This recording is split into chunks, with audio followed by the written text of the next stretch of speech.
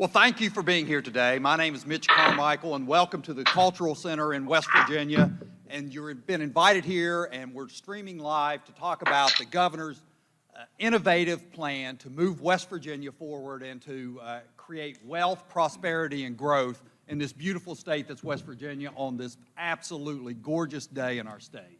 I want to warn everyone, or basically caution everyone, that all the mics are live. So as you're having conversations amongst yourself and so forth, just be cognizant of that fact. And just want to reiterate for everyone, the purpose for which we are gathered here today is incredibly important. Our state, and the governor will point this out in a moment, has been in a state of population decline, or in a condition of population decline, for 70 years. This state, and I'm not sure everyone in West Virginia realizes this fact, is the only state in America to have lost population over the last 70 years during a time which the rest of the country has doubled in size. In fact, when you look at the data, the next slowest growing state to West Virginia in that time period grew 20%, and West Virginia lost 80%, or 8%. So that delta in that amount of time is an incredibly convicting statistic that must be changed. And so this moment in time is the time to do that. This governor has introduced a plan that takes on the entrenched status quo and enables us to get on a trajectory of growth, and I don't know what that is, but gets on a trajectory of growth. He has handled the COVID crisis better than any state, any governor in America.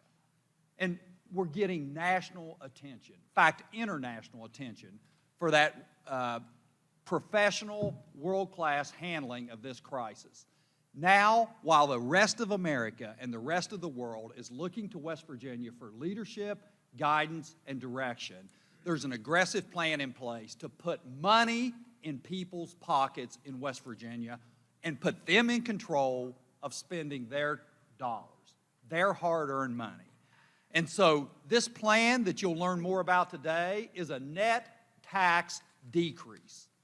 So don't let anyone from any corner of any state tell you that it's anything other than a tax decrease. It absolutely is.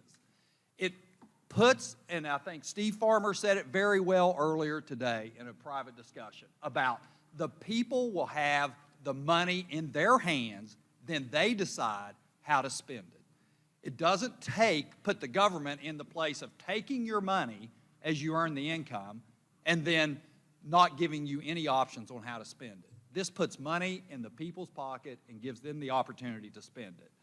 Every economist will tell you that it's better to tax consumption than production.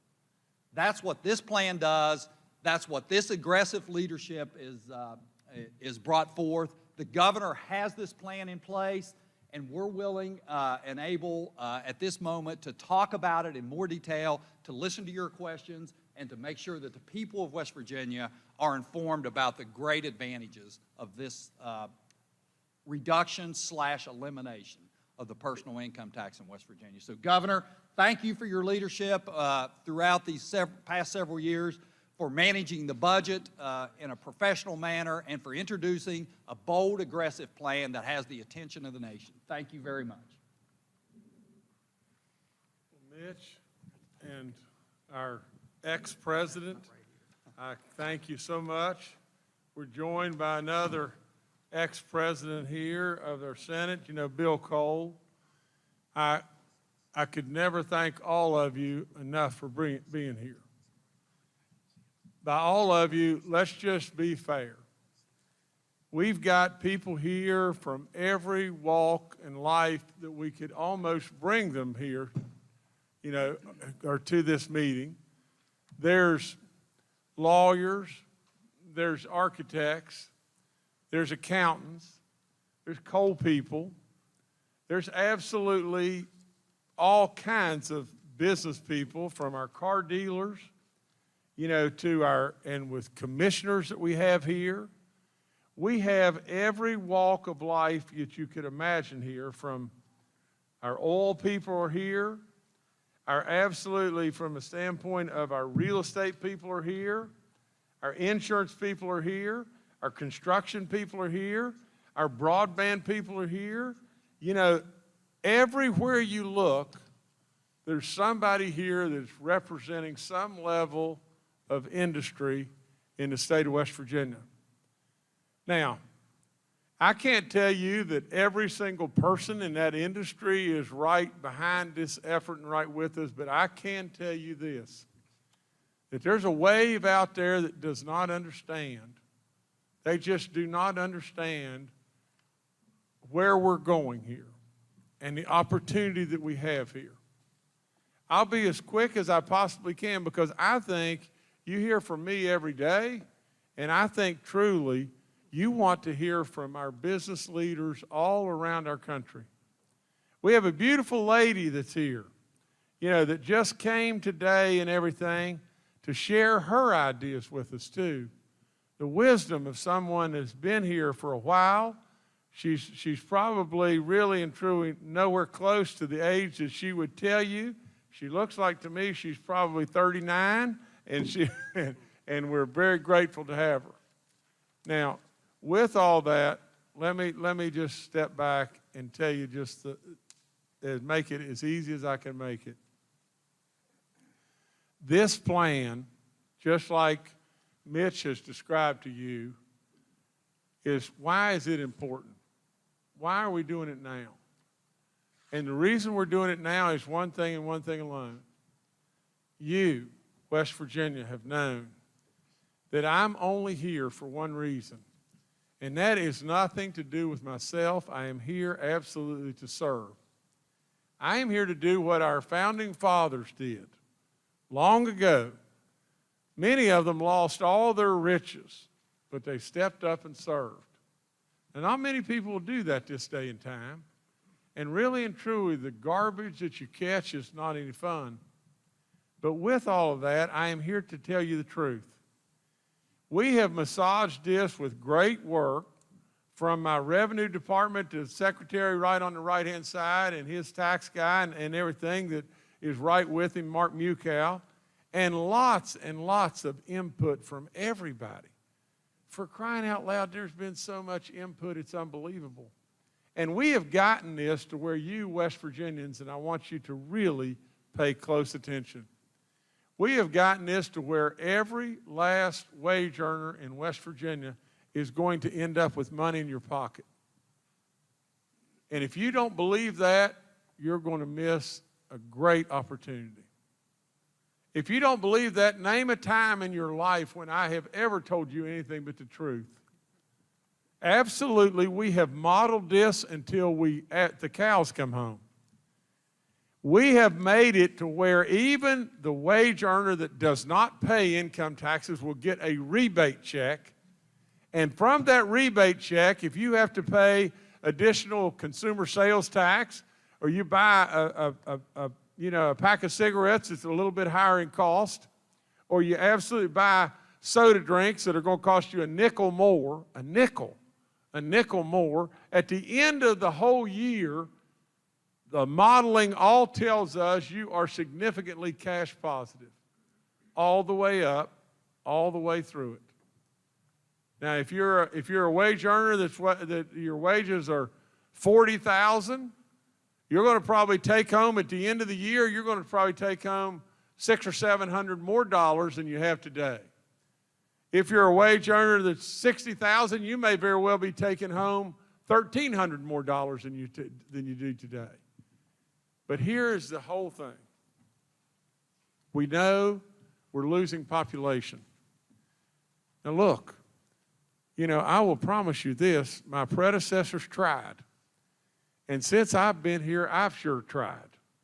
I have tried every way in the world, with roads to prosperity, with education, with vets, with Social Security, with doing everything from tourism to absolutely making our state broader, encompassing all industries, diversified. I've tried. We have knocked it out of the park in regard to COVID. from the health and safety of our people and the economy as well. Everybody across the world, not just in this nation, across the world, acknowledges how great West Virginia is doing, but people still leave. We're right at the mountain, where the steepest part of the mountain is. If you listen to the garbage that floats around out there, you're making a real mistake. Absolutely, the lobbyists, in many ways, influence and put pressure on our legislatures, and absolutely then a misunderstanding or penny wise and pound poor comes in play, and absolutely before you know it, we miss the opportunity of a lifetime. Let me tell you just this. If we made you to where you had more net money, not just more money, more net money after you paid in everything. And on top of that, on the right hand, we gave you opportunities like you can't imagine for people to come to West Virginia. They will come. If they come in an avalanche, great. If they come in a trickle, great. They will come. And with all of that, there'll be many, many, many opportunities. Many opportunities. This is a plan to get rid of the income tax in a very, very short period of time, and do so without damaging or hurting government. Now, the last thing is just this, and you got to pay super close attention, because I'm going to throw you an underhanded wiffle ball, and I'm going to give you a club that's this big around to swing at that wiffle ball. And if you miss it, don't blame me. I'm going to throw it underhanded to you from 6 feet, and you're going to stand there with a club, and if you can't hit it, then don't blame me. Here's the real facts. There's 732,000 households in this country, in this state. 732,000 households in the state of West Virginia. As an average, every single household, as an average, is going to end up with $1,483 more dollars. As an average. Some will have $350, some will have $3,000. But as an average, if you drive through West Virginia, just think, every single place you look has got an average of $1,483 of extra money. What do you think they're going to do with the money? What does anybody, can anybody argue this? Are they not going to buy more pop, more cigarettes, more beer, more dresses at the dress store, more guns at the gun shop? Are they not going to spend more money hiring a lawyer, hiring an architect, hiring an accountant? Are they not going to spend their money? Of course they are. That's without one single person coming to this state. Not one. And when you layer on that, absolutely, we'll take off like you can't imagine. It is $1,087 million infused into our own economies every single year. Every year. And absolutely, if we miss the underhanded wiffle ball, you are missing the biggest moment in our history, 1,000,000,000 to 1. That's all there is to it. You're missing our opportunity to perpetuate West Virginia like you can't imagine. Now just stay with me just for one more second, and then I'm going to turn this over to everybody here. If you would just step back and think, the world, the nation now looks at West Virginia as the spotlight is on them. Looks at West Virginia in a way that is so favorable. The world wants to be West Virginia. Right now is our moment. When opportunity flashes and you stand there and you look at it and you don't do anything, it closes. Now is our moment. West Virginia is healthy from its economics. COVID will leave, and so will the stimulus dollars leave. And when they leave, if we want to stand around twiddling our thumbs and wondering what's next, that's what will happen. There are so many opportunities here. I say it over and over. If you're in a border county and you're a convenience store and you're making it in that border county right now, and everybody in your county has $1,483 more dollars? Are you kidding me? Do you really think that people are going to get in their cars and just drive off to Never Never Land to come back, go and spend their money? Well, of course they're not. Some may, but not many. And you know what else will happen? Those that may, they're going to go across to a Virginia or a Maryland or an Ohio or a Pennsylvania. And you know what's going to happen? The people over there are going to catch a ride back with them to move over here. That's what will happen. Now's our moment. Now's our real moment. Now, I just brought together, with the help of a lot of people, a community of people. Most all of these people here are going to get hit with some form of tax. You know, the professionals, the lawyers, architects, engineers, they've all stepped up. From the standpoint of our raw materials, I mean our natural resources, just think about this just a second. I have asked our coal industry and our gas industry to step up in a very, very nominal way. Not anything unless they make real profits, mega profits. I've asked them to throw just a few pennies in the collection plate because I think that they should be part of the solution and not standing on the sidelines. I've asked the wealthy in a luxury tax to just throw a little bit in the collection plate because they can afford to do it. Absolutely, all of us should be in this together.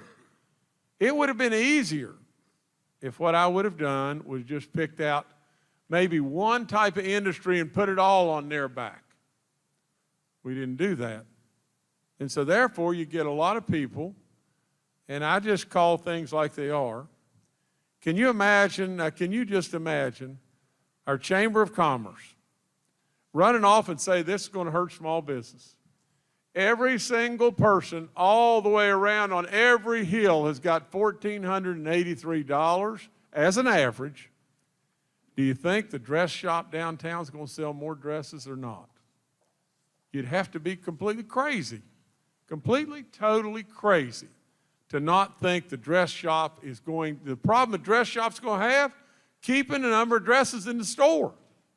That's what the dress shop's going to have the problem with. You think our car dealers are going to have the same issue? Of course we are. Do you absolutely realize what this will do? And if you tag a multiplier effect to it and you tag growth to it, West Virginia will really go. Manufacturing will go. More roads will be built. More opportunities right here. You got a lot of naysayers around that are telling people bad stuff, and we got to stop that. We have to stop it and stop it now, or we're going to lose this. That's all I got right now, my friend. Well, thank you, Governor, for those comments. And this really is a moment when it's the people of West Virginia versus some of the entrenched status quo interest. And he's trying to put money in people's pockets. And as Economic Development Secretary, I can tell you this is the single biggest thing that will drive jobs, growth, and opportunity in our state. I just want to, I'm going to serve as your master of ceremonies today, so as you have comments, if you would just raise your hands, I'll recognize you, and we'll be respectful of each other in time and so forth. And I know the governor was willing and able to answer any questions that you have, and he's assembled some of his other team here to help answer. I want to point out that joining us via Zoom today is former Commerce Secretary Woody Thrasher, Logan County Commissioner Diana Bartlett, Raleigh County Commissioner Dave Tolliver, Attorney in Beckley Bill Rope, and with Arch Cole Dex Sloan. So thank you for joining us. Thank you for each of you for being here today. And let's talk now about this plan to finally get West Virginia on the path of growth and prosperity. So I'll open it up for comments or questions and thoughts.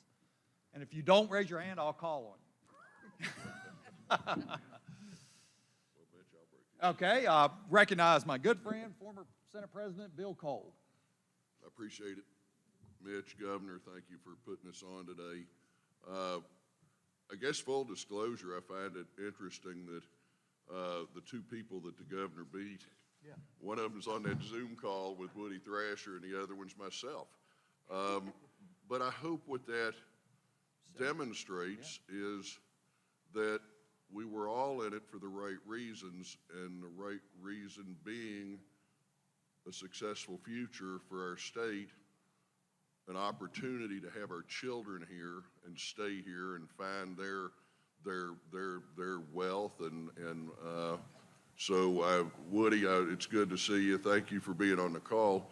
I would, and I'd be remiss if I didn't say to the governor what an incredible job he and his leadership team have done navigating this state through the COVID. He's right. We've been recognized certainly nationally and internationally at every turn. And I told him, I said, as bad as I wanted to be governor, I wouldn't trade places with you for any money in the world. Because whether you're Democrat or Republican, you did too much, you did too little, you did it too early, you did it too late. But I'm gonna tell you that I think our governor did a phenomenal job. So thank you. Thank you for your leadership in that. And then a segue right to what we're talking about. And this is leadership again. Leading us forward in the elimination of personal income tax is no easy lift. That isn't a simple piece of legislation, and as he's pointed out, there's all kinds of pushback. I'm particularly disappointed to see the West Virginia Chamber and Business Industry Council just come out against this. They understand the legislative process. The governor's put what he thinks is the best bill forward, the best way to advance the elimination of personal income tax, but the legislature also gets it. There's three branches of government. The legislative branch gets their turn, and they're going to say, well, I like this part, but I don't like this part. That'll happen in the House. Then it'll happen in the Senate. Presumably, we'll all come together, and the governor will come together, and we'll have a piece of legislation that we can move forward with. But it surprises me that these business interests and frankly so many special interest groups, look, nobody likes change. They like it as long as it doesn't affect them. Pardon me. Everybody's all for change until it affects them. And you know, knowing the legislative process, the constituency groups, the special interest groups have their opportunity to air their side, their case. Is there a better way we can do it? No one person has every single answer, but hopefully the collective minds come together and we get what's a great answer and a great piece of legislation at the end. So I would strongly encourage those groups to regroup, retrench, and let's go make this another success story for our state. And if they don't, shame on them. And shame on us, quite frankly. And we're all here because we're supporting this, because we realize what an incredible difference this will make in our state.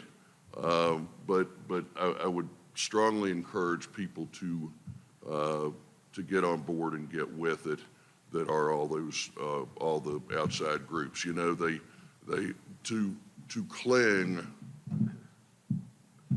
It's that age-old doing things the same way and expecting different results, and that's exactly what they're doing. They just want to leave it status quo. They don't want to touch it. And, you know, leave me alone, leave everything alone, and somehow our state's going to do better. And to me, we don't need any other metric, any other study other than what's happened in the population growth or lack thereof in our state to prove that we need to do something dramatic. The last thing that I'd leave you with is the encouragement. Yes, this is Republican leadership, but this is not a partisan bill. This is about the future of our state, about the generations to come. So whether it's an elected official, member of the House, member of the Senate listening, somebody live streaming, just John Q. Public, I want to encourage everybody to get behind this thing in whatever shape, form it takes. Talk to your legislators, put pressure on them. We need the Democrats, we need the Republicans. For one time, let's all join hands and say, let's move our state forward. Let's move it forward because we have this one unique opportunity to do exactly that. So I personally, I appreciate seeing everybody here taking time out of your days to be here. The clock is ticking. The House has a few more days to get a bill out of the House and over to the Senate, or they time out. So any help, any encouragement, I would strongly ask everybody to do what you can do. Make the phone calls you can make, touch the people you can make, and let's truly not miss this opportunity to move our state forward. Thank you, Bill. And I appreciate the encouragement to encourage everyone to get involved in this process and help West Virginia move forward. Now, I'd be curious to talk about, there's somebody raising their hand on Zoom? Yeah, Woody Thrasher. Okay, Woody, recognize you. Okay, thank you, Mitch. And thank you, Governor. And thank you, Bill, for pointing out those facts that both of us had gotten whipped by the governor. That was thoughtful of you. You know. Wait a minute, Woody. I don't know who won, though. Yeah. Well, here's one thing that I feel very confident about, is that when you look at the struggles that West Virginia faces, the lack of growth is, to me, the absolute number one problem we have. We got a whole host of problems, but that is number one. Any economist will tell you that if you remove growth from the equation, you simply cannot have a successful economy. You simply can't provide opportunities for people to grow and expand their businesses.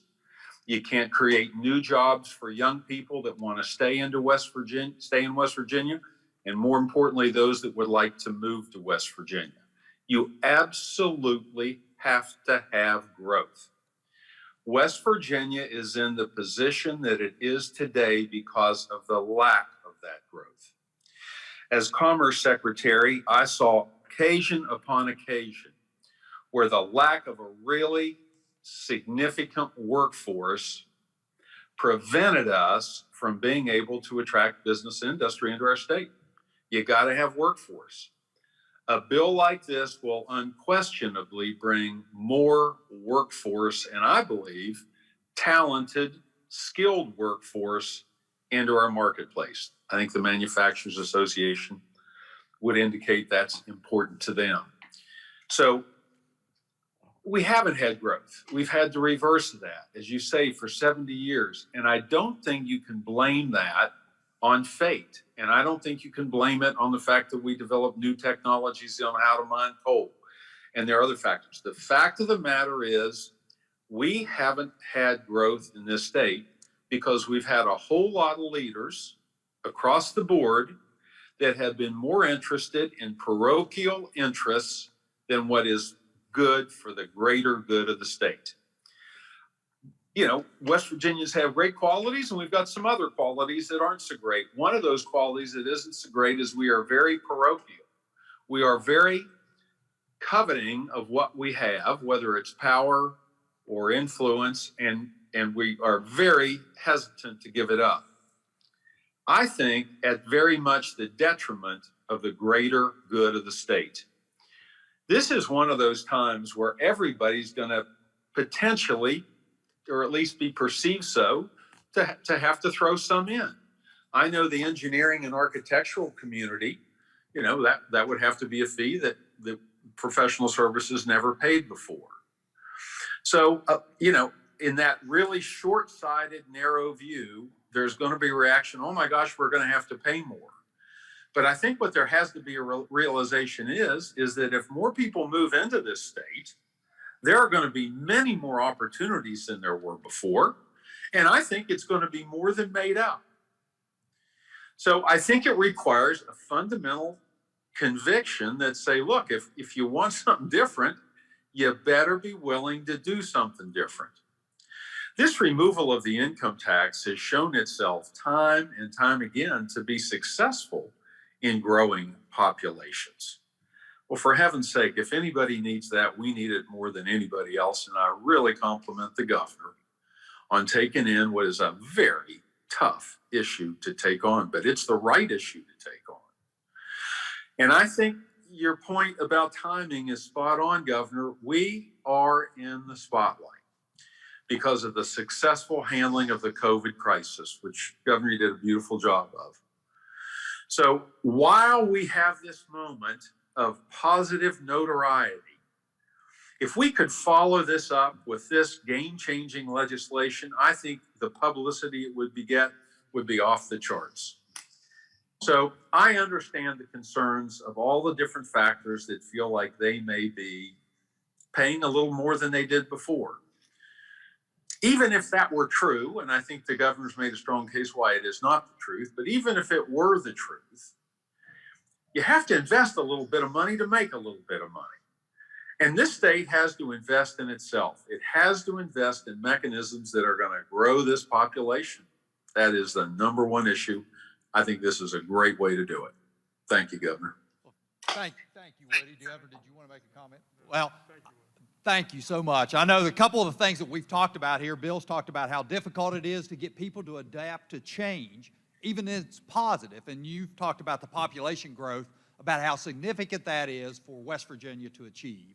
And one of the things we always talk about in terms of economic growth is delivering broadband services throughout our state.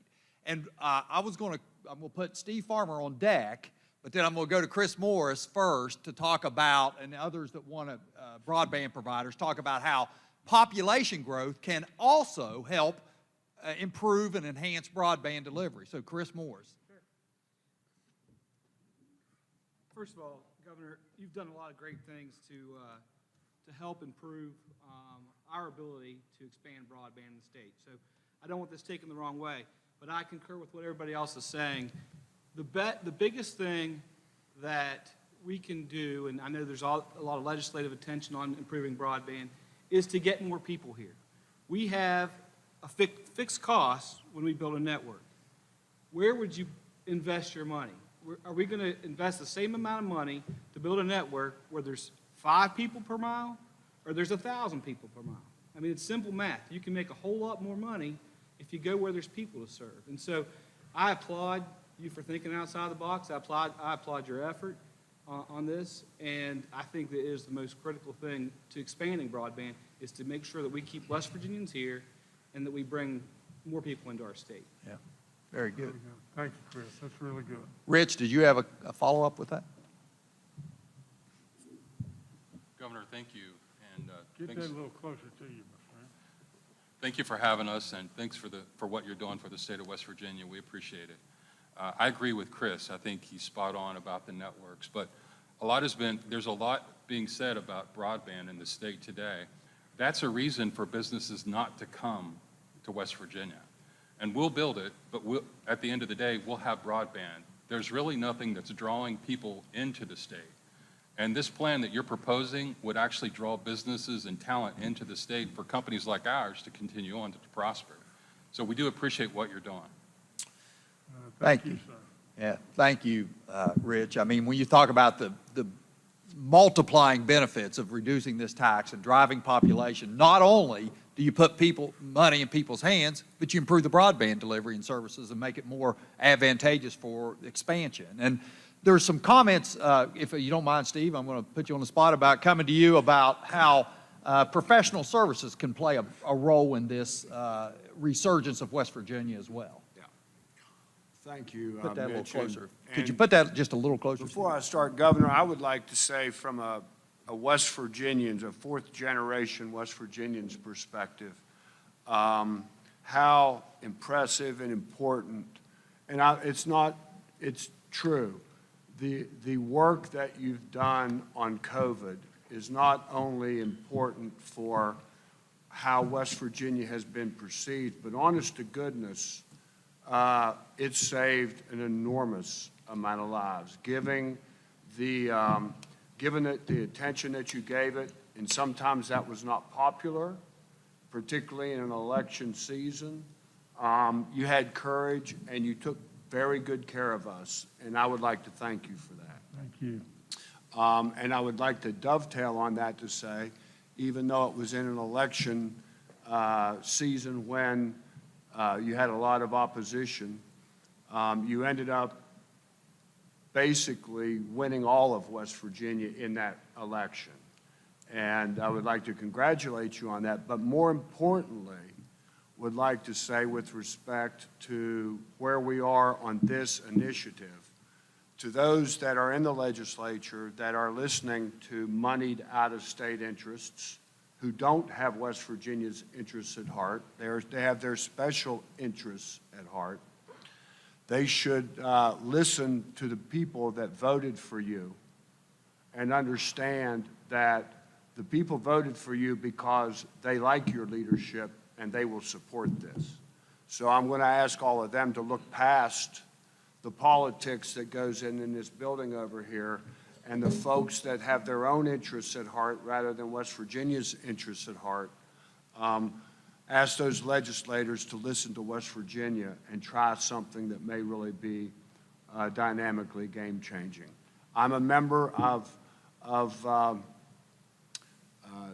two business categories, both of which involve services. I'm a lawyer that employs 60 people, and I have a linen service in Pocahontas County that employs 40 people.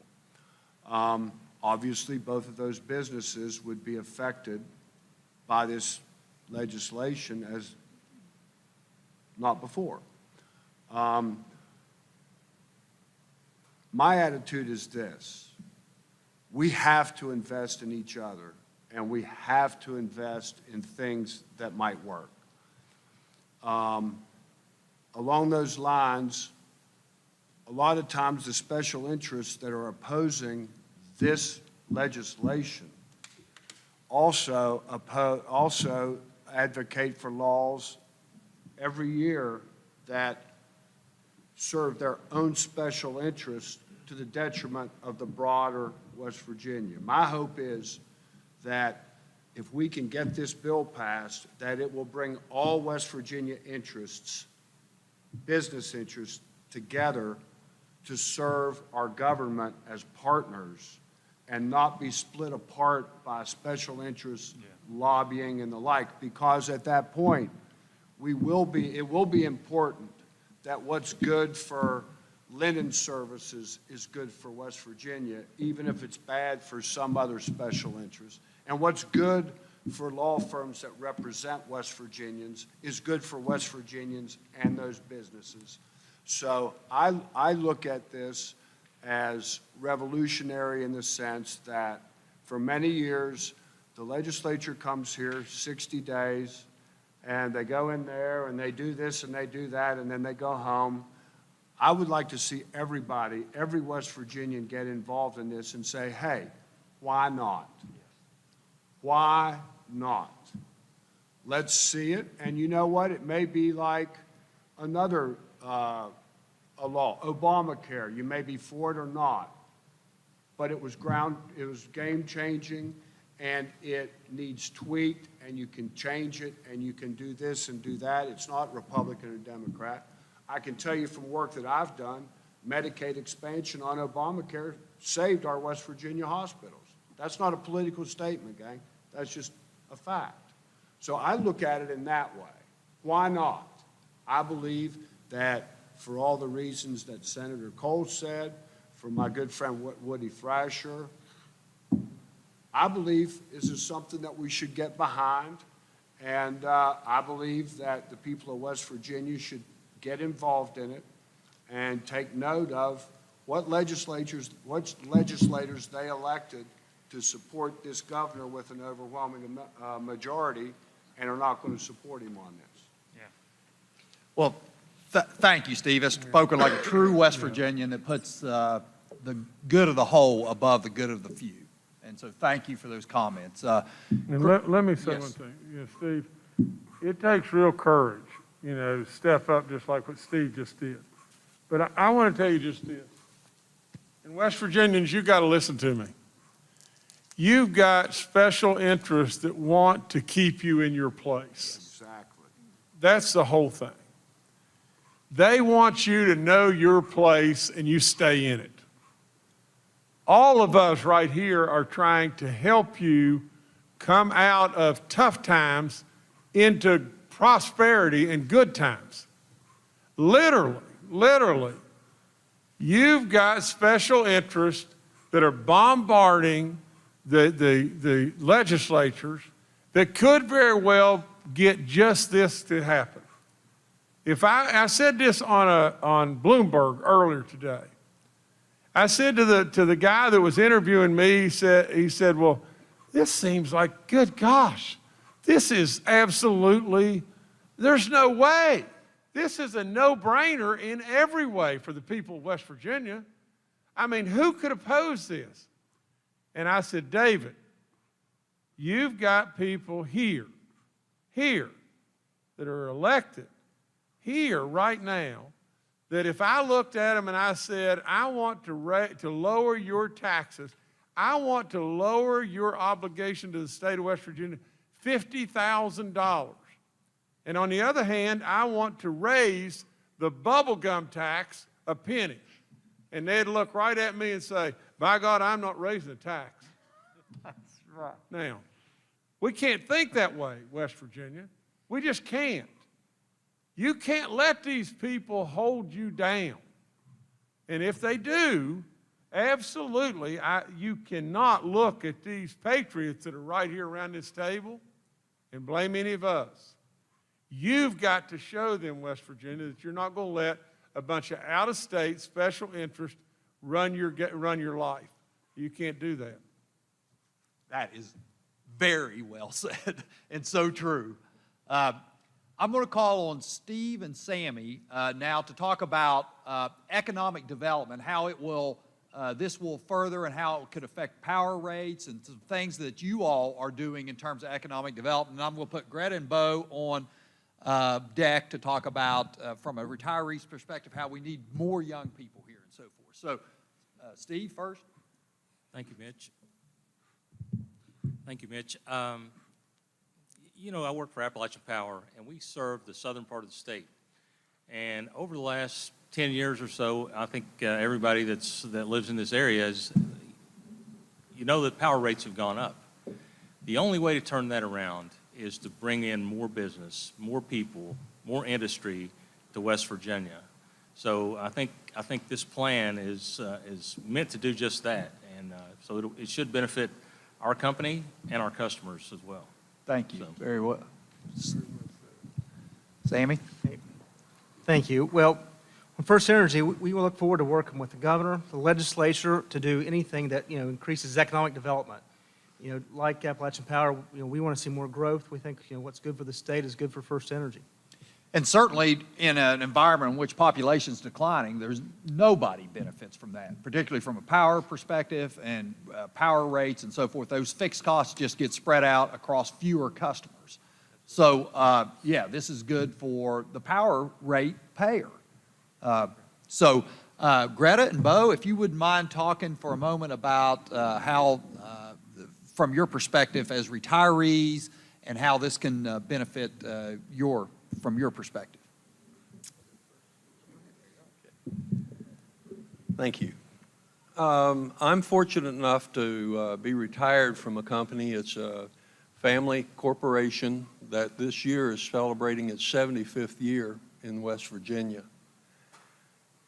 And my father taught me, and I, thank goodness, I think have taught my son, that we're supposed to take care of things beyond our doors. We're supposed to look to the people that work with us, not for us, work with us. This is an opportunity to do exactly that. It may cost the business a little bit of money, but are they going to be able to cut back on accounting services because they don't have to keep track of so many things? Possibly, I don't know. But what I do know is that we're talking about a net tax reduction. We're talking about, frankly, government becoming a little smaller because of a tax reduction. And it irritates me when people start talking about, yeah, you're going to raise this tax, that tax, this tax, that tax, and so it's a tax increase. It's not. And anytime you give a net tax reduction, you have helped business in West Virginia. Thank you, Bo. Thank you, Bo. Greta? I'll put Chris Miller on deck. Okay. I will speak to you as a consumer. I am retired. I was a rehabilitation administrator, but now I'm a consumer. And I'll tell you, I want to be able to spend my money the way I choose to spend my money. I understand that the state and the government needs to have tax funds. They need to be able to depend on them. Well, I see this program as the way to do it.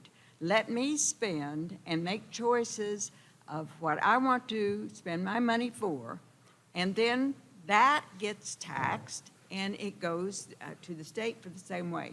Let me spend my money. Yeah. Thank you, Greta. Steve, that was your point earlier about Great put the, point. yes, Yeah, great. yes, That's really thank good. you. Chris, and then I'll put Dave Arnold on that. Yeah, so anytime we're faced with an opportunity to lower taxes, it's an absolute no-brainer, and that's what this plan does, is that it lowers taxes. That's beneficial to the consumers, and the more money you put into the hands of the consumers, the better it's going to be spent, just like what the lady down at the end of the table said. One of the only small critiques that I have is the services tax. And if you think about it from, if you're an architectural firm, if you spend a lot of money in advertising like I do or Mr. Farmer does, you know, our rates are going to go up. We're going to be paying more there. Has there been any discussion at all behind the scenes on possibly adding something that is even more revenue creating from a state level and also will bring in population here, like the recreation of cannabis use? Because that is known to drive population, it is known to drive tax revenue, and it could offset some of the service charges and service taxes that we're talking about adding. Okay, Chris, you didn't just have to put me on the spot, did you? Right off the get-go. I'm good at that. Yeah, I know. Well, let me say this to everyone, okay? First of all, I've said it over and over, but I've never touched a drug in any way, shape, form, or fashion. No cannabis, no nothing in any way ever. I really think that from a understanding standpoint, I am very misinformed. I'll give you that. From a standpoint of drug issues that we have in West Virginia, we've got drug issues in West Virginia. And so naturally, right off the get-go, it would be my philosophy to just say, I don't want to do that. But now let's just step back. Let's step back and let's be fair. You know, recreational cannabis or marijuana could bring a substantial more tax dollars to our state. And it's going to come anyway. It's going to come anyway. So if you're dug in or not dug in, you know, I would say get a life. I would say absolutely just this too. It's not my job to be dug in. It's my job to represent the people's wishes. And the way I look at it from a polling standpoint, it polls significantly in the favor of. And so from my standpoint, where I'm at is I'm kind of sitting back and I'm really trying to evaluate, but I'm waiting on, you know, the legislature to get this philosophy of maybe crustiness.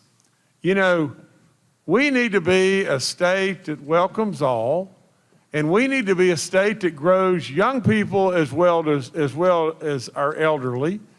We're not doing any of that. And really, at the end of the day, you know, if this bill were in front of me right this minute, I'd sign it.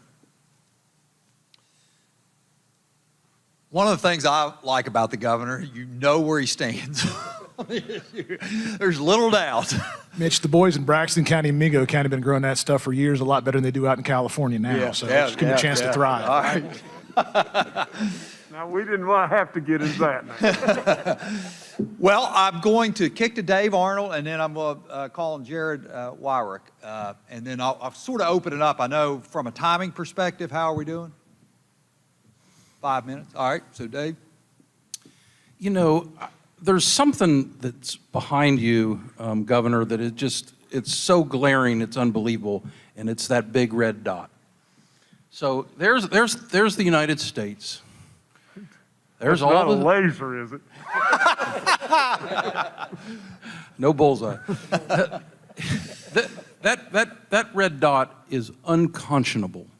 There is no such thing as standing still.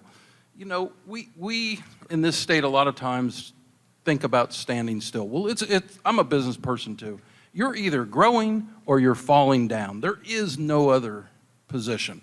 And to be the only state on that map in red over the last 70 years is it just screams that we have to do something different. The other thing is, where did those people go?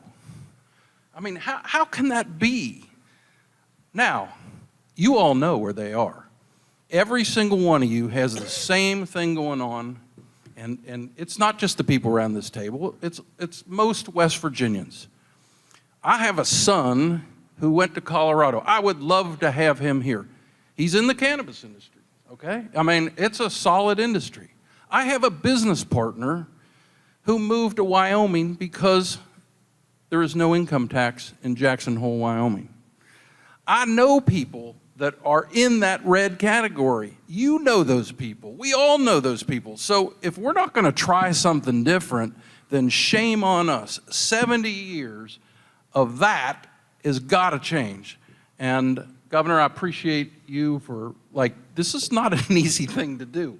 So I appreciate you for having the vision and for standing up and saying, we're going to do this. So thank you. Dave, that is great. Well said.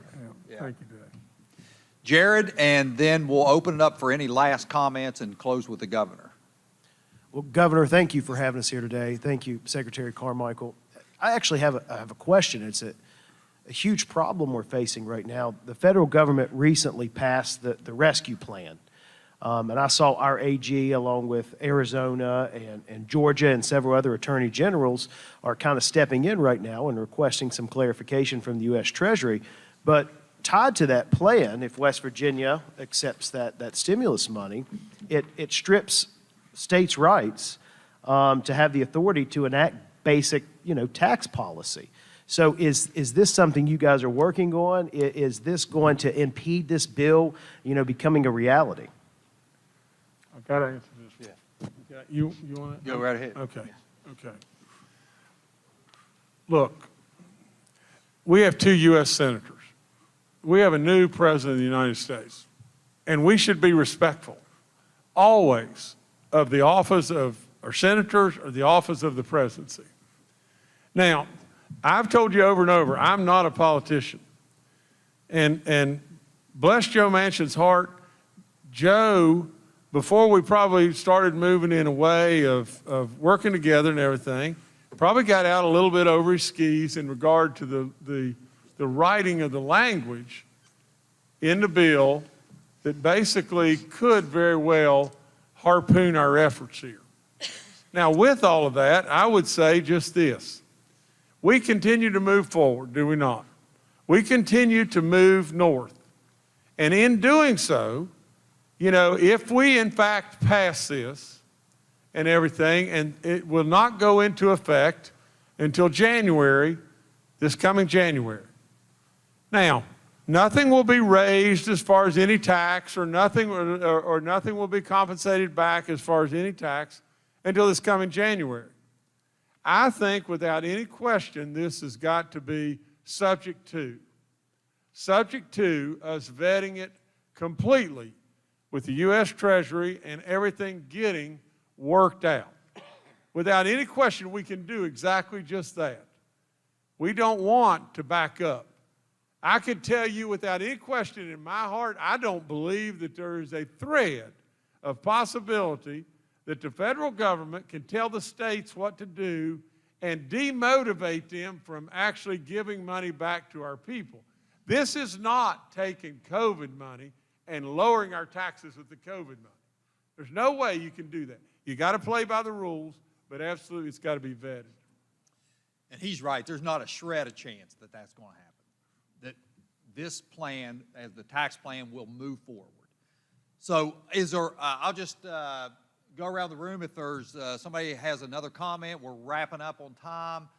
Is somebody, I don't want to cut anybody short. I want to point out these two poster boards behind us. And Dave Arnold said it perfectly about the big red dots glaring at us from population loss.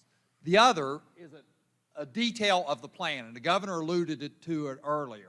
At every economic demographic level, from lowest $10,000 a year, every person has extra money in their pocket with this plan. Governor was very careful to make sure that any consumer sales tax raises or any changes in the soda pop tax, the people at the lower end of the socioeconomic demographics benefit. They benefit from the plan. So please reject any of those arguments from somebody coming at you and saying this is a regressive plan. It's not. It puts money in everyone's pocket. Anyone who is against it is taking money out of the people's pocket in West Virginia. So we thank you so much for being here and for participating in this forum today. It's a transformative moment in our state. This is the only time to do this. So if it's going to happen while the world is looking at West Virginia and the governor has managed this COVID pandemic with great expertise, now is the time to do this. And so, Governor, if you would lead us out with your final words, and thank you for your leadership on this issue. Well, first of all, there's a lot of people in here that I don't know very well. And there's a lot of people in here that are really friends and been great friends. There's opponents that are with us that absolutely we've grown to be incredible friends because we have one thing in mind, and that is trying to do anything and everything we can to help West Virginia. I'm humbled by you being here and you taking up your time to be here. Absolutely, I truly mean it when I say that we should be respectful in every way of our senators, of our opinions, of our new president. I hate like crazy that our new president passes by and doesn't give our president the rightful due and appreciation to the fact that really and truly, when it really boils right down to it, every single one of those vaccines that's going in somebody's arm, we ought to be sending thank you notes to Donald Trump. There's no question in my mind about that. But this group here, I know has a lot of Republicans. It's got some Democrats. It's got some independents. But first and foremost, it's got West Virginians. Now, I would say this to all those over there. Whether you love me or you hate me, for God's sakes a living, don't take out your feelings on me, on our people. Open your minds. Open your mind, because this is our time. This is our chance. So with all that, I can never thank you enough, and I mean that. This is our moment. Probably the most transformative moment ever in this state. You've given up your time, and that's the biggest thing we can give in life.